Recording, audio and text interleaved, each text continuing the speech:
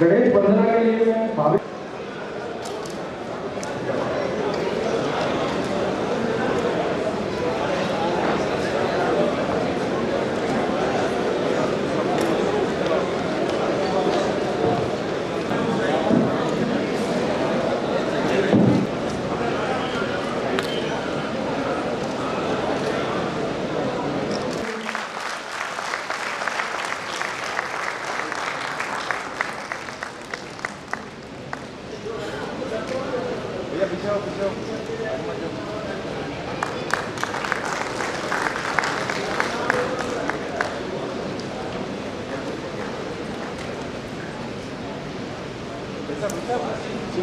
माननीय यशस्वी मुख्यमंत्री श्री भजनलाल जी शर्मा का स्वागत करते हुए हमारे समिति के सदस्य महामंत्री हैं माननीय कृष्ण गोपाल जी लंबे समय से प्रचारक जीवन में है।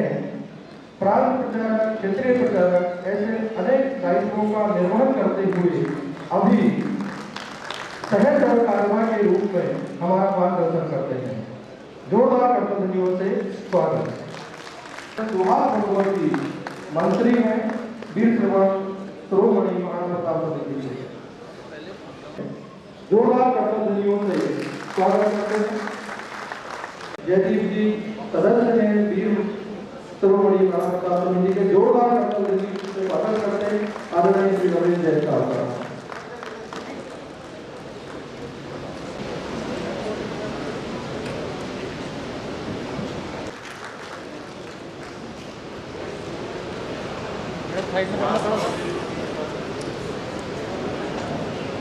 सुहास भगवती जहाँ भी है कृपया वहीं पर है। हाँ यार सामने देखिए।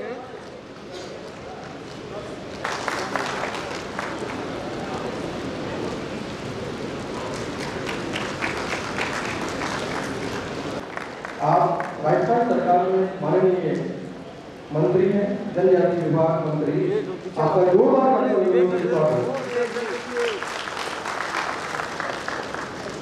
आपने समय निकाला, हम उसके लिए आभारी नहीं हैं और मैं आपका हार्दिक स्वागत करता हूँ। प्रताप की आज के महाराणा प्रताप जी की जयंती के पूर्व संध्या पर आज के कार्यक्रम में सम्मानीय माननीय डॉक्टर श्री कृष्ण गोपाल जी,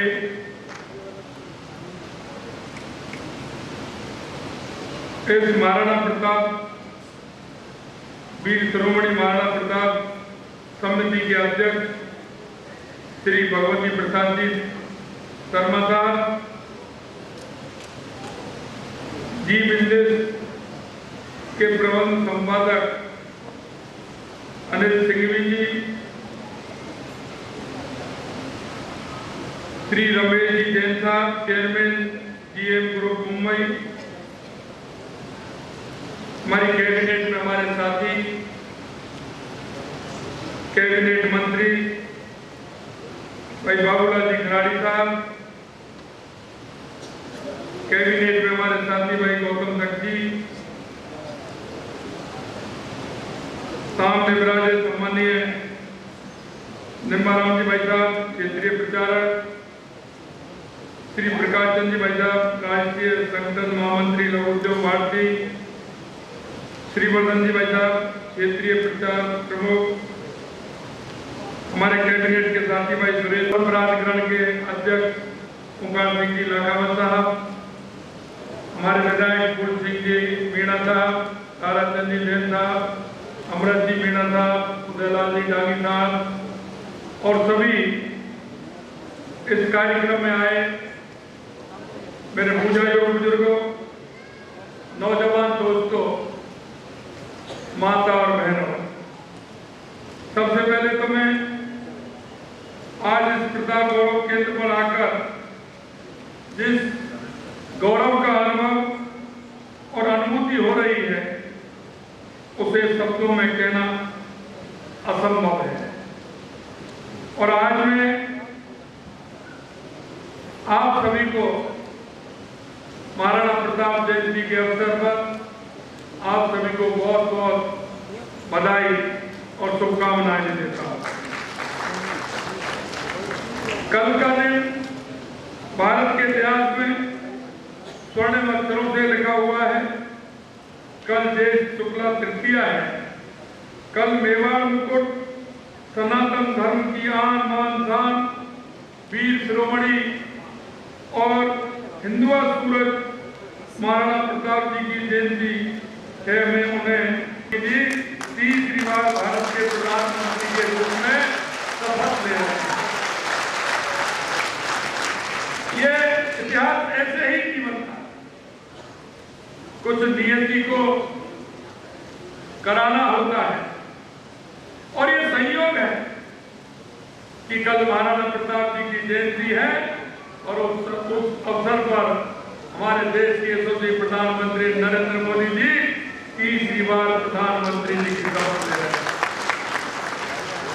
मैं मेवाड़ के तौर में और पावन धरा को भी मैं नमन करता हूं। भारत के इतिहास में यह गौरवपूर्ण स्थान है और इस मेवाड़ का एक विशिष्ट स्थान भी है। मेवाड़ की धरती पर जन्मे महाराणा प्रताप का नाम सुनते ही धमनियों में शौर्य और पराक्रमण की रक्त प्रवाहित होने लगता है। मस्तक गर्व और स्वाभिमान से ऊंचा हो उठता है। महाराणा प्रताप वीर एवं पराक्रमी थे, जिन्होंने अपनी मातृभूमि की स्वतंत्रता हेतु राजपाट वैभव का एक क्षण में त्याग कर दिया। वो जंगलों में, भीड़ों में, कष्ट में जीवन दिया, लेकिन स्वाभिमान से समझौता नहीं किया। ऐसे हमारे महाराणा प्रताप हैं। महाराणा प्रताप जी ने कभी मूलों की दास्ता स्वीकार नहीं की। उनके शौर्य एवं पराक्रम को लेकर कहा जाता है, माई एड़ा पूत जन जेड़ा राणा प्रताप अकबर सूतो ओज के जान सराणो था। यानी अर्थात ऐसे पुत्र माता ऐसे पुत्रों को जन्म दे जैसे राणा प्रताप, जिनको अकबर सिराने का सांप समझकर सोता हुआ भी शौक पड़ता था। ऐसे महाराणा प्रताप द्वारा लड़ा गया हल्दी घाटी का युद्ध इतिहास के पन्नों में स्वर्ण अक्षरों में अंकित है। राजस्थान का इतिहास लिखने वाले कर्नल जेम्स टॉड ने हल्दी घाटी के युद्ध को थर्मोपल्ली ऑफ मेवाड़ और देवेर के युद्ध को मेवाड़ का मैराथन बताया। कितने बड़े वो योद्धा थे जिन्होंने जिस तरह की उस समय के कर्नल जेम्स टॉड ने उनको ये उपाधि दी। कवि श्याम नारायण पांडे ने राणा प्रताप की तलवार की भी कविता लिखी है। चढ़ चेतक पर तलवार उठा, रखता था भूतल पानी को, राणा प्रताप सिर काट काट करता था सफल जवानी को। किस तरह का उनका, अब अकबर ने कई बार महाराणा प्रताप पर आक्रमण करने के लिए सेना भेजी, लेकिन उसका हर आक्रमण असफल रहा। अब्दुल रहीम खान खाना को भी अकबर ने आक्रमण के लिए भेजा था। खान खाना ने महाराणा की प्रशंसा में ये पंक्तियां लिखी, धर्म रहसी धरा खप जासी कुरसान, अमर विश्वभर ऊपरे राग नेहतो राण। यानी अर्थात धर्म रहेगा, धरती रहेगी, परंतु मुगल सत्ता सदा नहीं रहेगी। अपने भगवान पर भरोसा करके राणा ने अपने सम्मान को अमर कर लिया है। ये पंक्ति उसने कही। जिस प्रकार प्रभु राम की कथा हनुमान जी महाराज के बिना अधूरी है, उसी तरह वीरों के सिरमौर महाराणा प्रताप की शौर्य गाथा भी उनके घोड़े चेतक के बिना भी पूरी नहीं हो सकती है। कवि श्यामनारायण पांडे ने लिखा है, जो तने के हवा से बाग ही लेकर सवार उड़ जाता था, राणा की पुतली फिरी नहीं जब तक चेतक मुड़ जाता था। ऐसा उनका जो चेतक था उसकी भी प्रशंसा किस तरह से कवि ने की है। महाराणा प्रताप केवल इस देश के लिए नहीं बल्कि दुनिया भर में प्रेरणा के स्रोत हैं। उनकी वीरता, शौर्य, देशभक्ति को काल भौगोलिक सीमाओं में नहीं बांधा जा सकता। आपको पता होगा कि वियतनाम ने 20 साल लड़कर दुनिया की सबसे बड़ी ताकत अमेरिका को उल्टे पांव लौटने पर मजबूर कर दिया था। तब वियतनाम के राष्ट्रपति से पूछा गया कि अमेरिका से इतनी लंबी जंग के आपके प्रेरणा स्रोत कौन रहे? तो उन्होंने कहा कि मैंने भारत के महापुरुष का जीवन चरित्र पढ़ा है और वे मेरे लिए प्रेरणा स्रोत है। जब उस महापुरुष के बारे में पूछा गया तो उन्होंने कहा कि मेरे लिए वो महापुरुष मेवाड़ के महाराणा प्रताप हैं। ये देश के लिए, दुनिया के लिए इतिहास है। मेवाड़ की धरती को पन्ना धाय के बलिदान के लिए माना जाता है, जिन्होंने अपने पुत्र का बलिदान देकर स्वामी भक्त की मिसाल काम किए। मेवाड़ की धरती पर भामा साहब को भी नहीं भूला जा सकता, जिन्होंने संकट की घड़ी में अपना सारा खजाना महाराणा प्रताप के लिए खोल दिया था। मेवाड़ अपने धर्म पर अड़ग रहने के लिए भी कहा जाता है। जो दृढ़ राखे धर्म को ताई राखे करता, इस तरह की कहावत मेवाड़ के अंदर है। मेवाड़ का आदर्श रहा है। इसे विडंबना कहेंगे कि आजादी के बाद कई दशकों तक हमारे गौरवशाली इतिहास को छुपाया जाता रहा।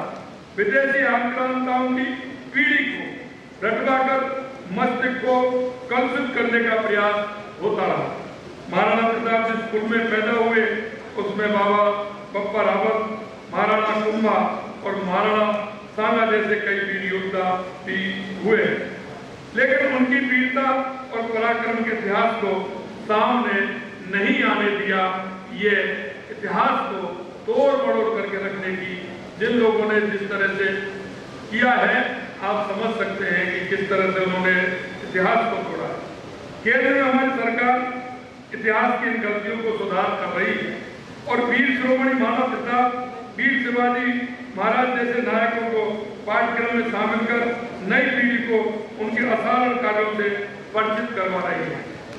महाराणा प्रताप केवल एक योद्धा ही नहीं थे, अब तो वे एक आदर्श, एक प्रेरणा थे। उन्होंने हमें सिखाया है कि परिस्थितियां चाहे कितनी भी विषम हो, हमें कभी भी अपने सिद्धांतों से पीछे नहीं हटना चाहिए।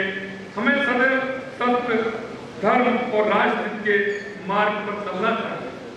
महाराणा प्रताप जी का जीवन हमें किसी भी कीमत पर संपूर्णता, स्वतंत्रता की रक्षा करना सिखाता है। नई पीढ़ी में ऐसे संस्कारों का संचार होना चाहिए। हम महाराणा प्रताप के संदेश को पूरी दुनिया में पहुंचाना चाहते हैं। प्रदेश में जो भी पर्यटक आए वो अपने साथ महाराणा प्रताप की सूरवीरता की गाथा साथ लेकर जाएं, ऐसा हमारी सरकार भी करने जा रही है। इसे ध्यान में रखते हुए हमारी सरकार महाराणा प्रताप के जीवन से जुड़े विभिन्न स्थलों, चाहे वो चामंड हो, हल्दी घाटी हो, गोकुंदा हो, कोमलगढ़ हो, दिवेर हो, उदयपुर हो आदि को सम्मिलित करते हुए महाराणा प्रताप टूरिस्ट सर्किट विकसित करने पर 100 करोड़ रुपए खर्च करने का भी हमने किया। वीर शिरोमणि महाराणा प्रताप समिति उदयपुर ने महाराणा प्रताप गौरव केंद्र राष्ट्रीय तीर्थ बनाकर इतिहास के गर्भ में छिपे मेवाड़ के त्याग, बलिदान और भक्ति को उद्घाटित करने का काम किया है। मैं उनको बहुत बहुत धन्यवाद और साधुवाद देना चाहता हूँ। महाराणा प्रताप की 57 फीट की अर्धधातु से बनी प्रतिमा और विभिन्न दीर्घाएं इस स्थान को पुण्य भूमि का स्वरूप दे रही है। यहाँ आने वाला हर पर्यटक नई ऊर्जा, नए संकल्प के साथ राष्ट्रभक्ति से सरोकार हो जाता है। मैं भी यहाँ आकर खुद को धन्य महसूस कर रहा हूँ। महाराणा प्रताप हम सबके प्रेरणा स्रोत हैं। आने वाले हजारों वर्षों तक देशवासियों को प्रेरित करते रहेंगे। मैं एक बार पुनः महाराणा प्रताप जी को कोट कोट नमन भी करता हूँ। मित्रों, मैं आप सभी को यह निवेदन भी करना चाहता हूँ कि हमारी संस्कृति, हमारी विरासत, इस पर हमें गर्व भी होना चाहिए। हमारे ऐसे महापुरुषों पर भी हमें गर्व होना चाहिए। हमें हमारे सारी जो हमारी इति है, जो हमारा इतिहास है, उस इतिहास को आने वाली पीढ़ी को हम किस तरह से उसका सृजन करें, ये भी हमें करना चाहिए। क्योंकि हमारी जो धरती है, हमारा इतिहास है, उस इतिहास पर हमें जब हम पढ़ते हैं तो हमें गर्व होता है। लेकिन आपने देखा है जिस तरह से एक इतिहास को तोड़ मरोड़ करके और प्रेरित किया जाता है, हमें उनसे भी जिस तरह से उन्होंने किया है, उन गलतियों को भी हमें सुधारने की आवश्यकता है। मैं आपसे इतना ही कहना चाहता हूं कि हम जिस तरह से हमारी संस्कृति और विरासत पर हम गौरव करते हैं, हमारे महापुरुषों पर गौरव करते हुए हमारे आगे आने वाली पीढ़ी इन सभी बातों को जाने, समझे। और इस तरह के कार्यक्रम होते हैं, इस तरह के हमारे ये संस्थाएं होती हैं, इस तरह के हमारे पैनोरमा होते हैं, ये आने वाली पीढ़ी को, हमारे उस रास्ते को कि किस तरह से हमारे पूर्वजों ने हमारे लिए, क्योंकि ये हमारे लिए स्वतंत्रता का आंदोलन, हजारों सालों की गुलामी, जिससे हमें निजात दिलाने का काम हमारे पूर्वजों ने किया, जरा हमें सोचना चाहिए, हमारी इस पीढ़ी को ध्यान देना चाहिए कि आखिरकार उन्होंने किस तरह से किया होगा। आज के युग में और उस समय में कितना बड़ा परिवर्तन, लेकिन उन्होंने जिस तरह से उन आदताइयों से लोहा लेते हुए अपने आप को और अपने देश को बचाने का और मातृभूमि का बचाने का काम किया, हम उनको श्रद्धा पूर्वक नमन करते हैं, उनको प्रणाम करते हैं। ऐसे महापुरुषों से हम इस बात का सोच भी हम लेते हैं कि ऐसे लोगों को हमें हमारी आगे वाली पीढ़ी के लिए सजो के रखना चाहिए और उनको बताना चाहिए कि हमारी पीढ़ी ने किस तरह से हमारी भारत माँ के लिए काम किया। इस अवसर पर मैं प्रताप गौरव केंद्र के सभी पदाधिकारियों को और आप सभी को बहुत बहुत धन्यवाद और साधुवाद देना चाहता हूँ कि मेरे को ऐसे पुण्य कार्य के लिए आप सभी ने बुलाया। आप सभी को बहुत बहुत धन्यवाद। नमस्कार, जय हिंद, जय भारत।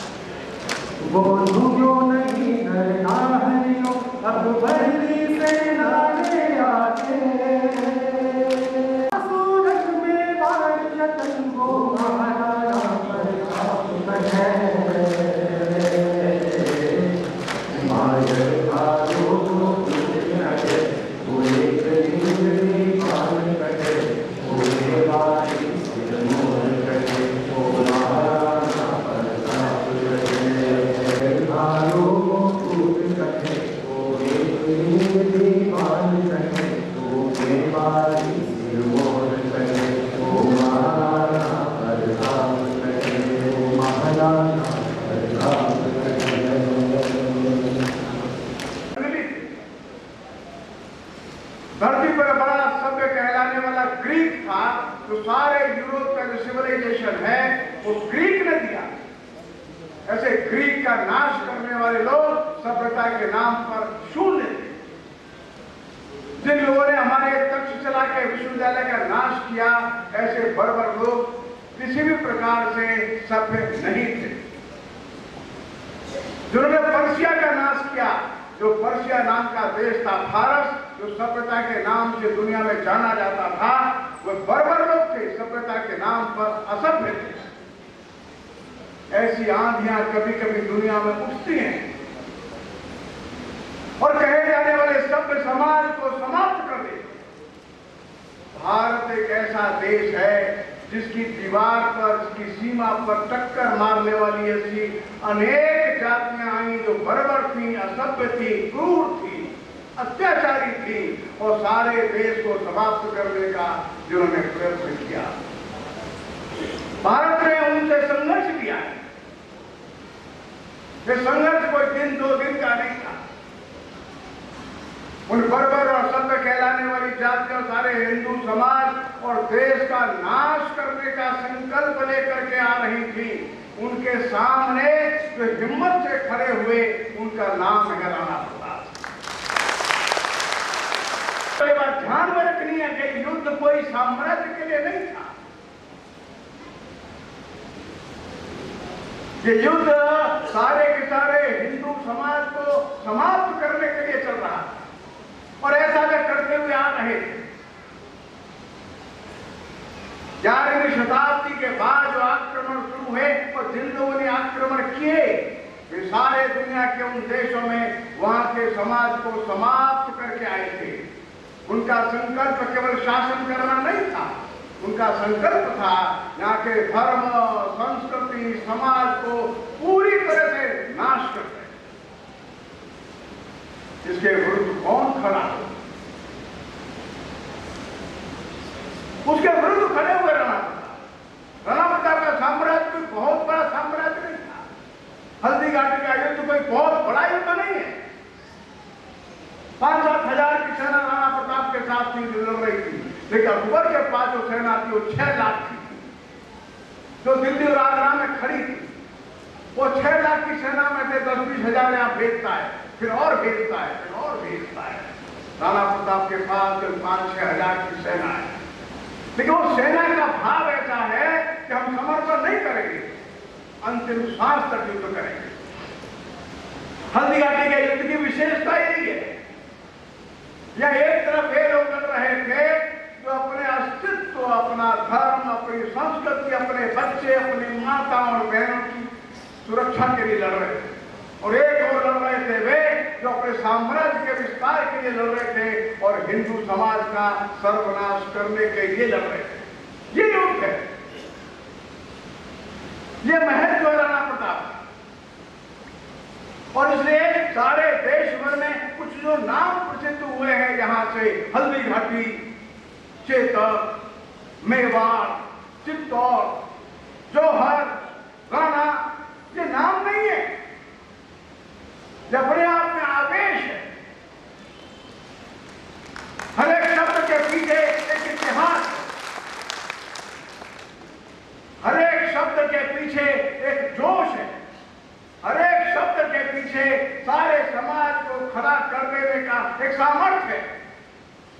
और वो ऐसा सामर्थ्य है विश्व परिदृश्य में ये संभव ही नहीं है।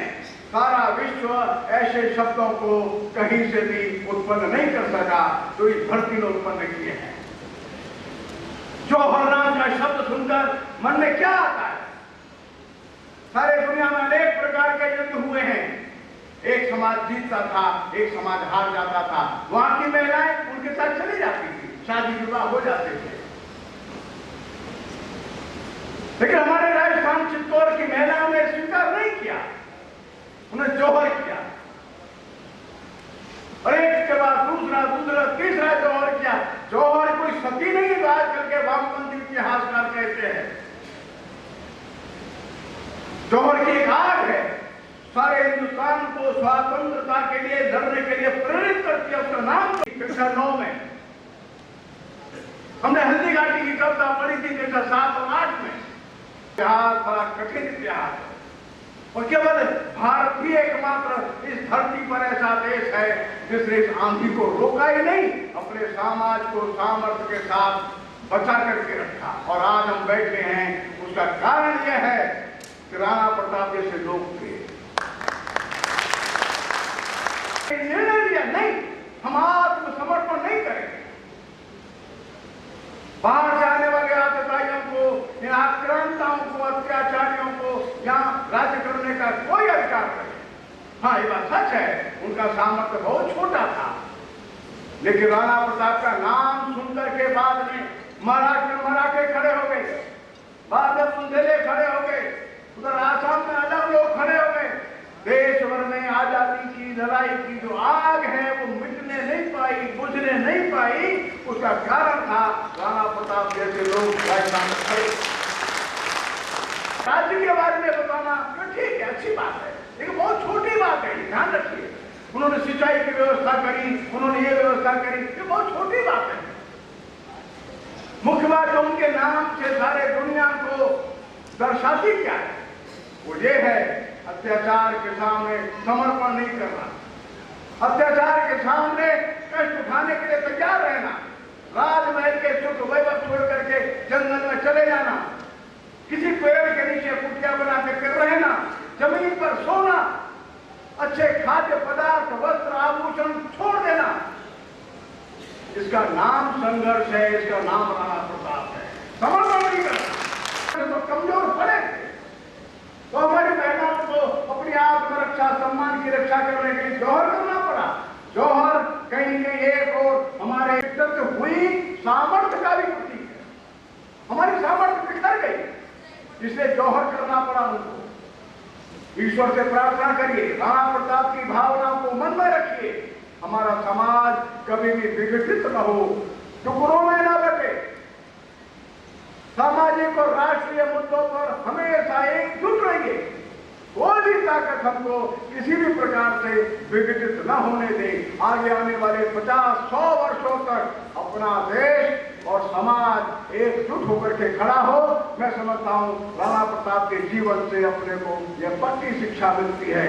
राणा प्रताप के बारे में मैं आपके सामने क्या बताऊंगा, मैं कुछ नहीं बता सकता, आप बहुत कुछ हमसे ज्यादा जानते हैं। ये बस की बात है, राणा प्रताप ने पूरे देश भर में एक ऐसा उदाहरण खड़ा करके दिखाया जो उस समय तक कोई और प्रस्तुत नहीं कर सका था। ये बात भी सच है, उनके नाम को लेकर के सारे देश में आजादी के लिए लड़ने वालों की एक के बाद एक लाइन लगती चली गई। वो बंगाल का व्यक्ति था, फांसी पर चढ़ता था, राणा प्रताप का नाम लेता था। वो आसाम के लोग थे जो मुगलों से लड़ते थे, लेकिन राणा प्रताप का नाम लेकर के लड़ते थे। वो मराठे थे, राणा प्रताप का नाम लेकर के महाराष्ट्र में संघर्ष कर रहे थे। वो गुरु गोविंद सिंह थे, वो पंजाब में संघर्ष कर रहे थे, लेकिन राणा प्रताप का नाम लेकर के लड़ते थे। राणा प्रताप बहुत बड़े सम्राट नहीं थे, लेकिन सारे समाज को खड़ा कर देने का सामर्थ्य भी रखते थे। बंधु और बहनों, सच्ची श्रद्धांजलि यही होगी, सच्चा स्मरण भी यही होगा। हम उन भावनाओं को पक्का रखें। दुनिया में शक्तियां ऐसी हैं अभी भी हमको समाप्त करने की कोशिश करती है, उन शक्तियों से हम लोग सावधान रहें। मैं आप सभी को अंदर जो राणा प्रताप के बारे में भावनाएं हैं, उन भावनाओं को विनम्रता पूर्वक प्रणाम करता हूँ। नमस्कार। द कलर्स 18 उदयपुर न्यूज को सब्सक्राइब करें और हमेशा अपडेट रहिए।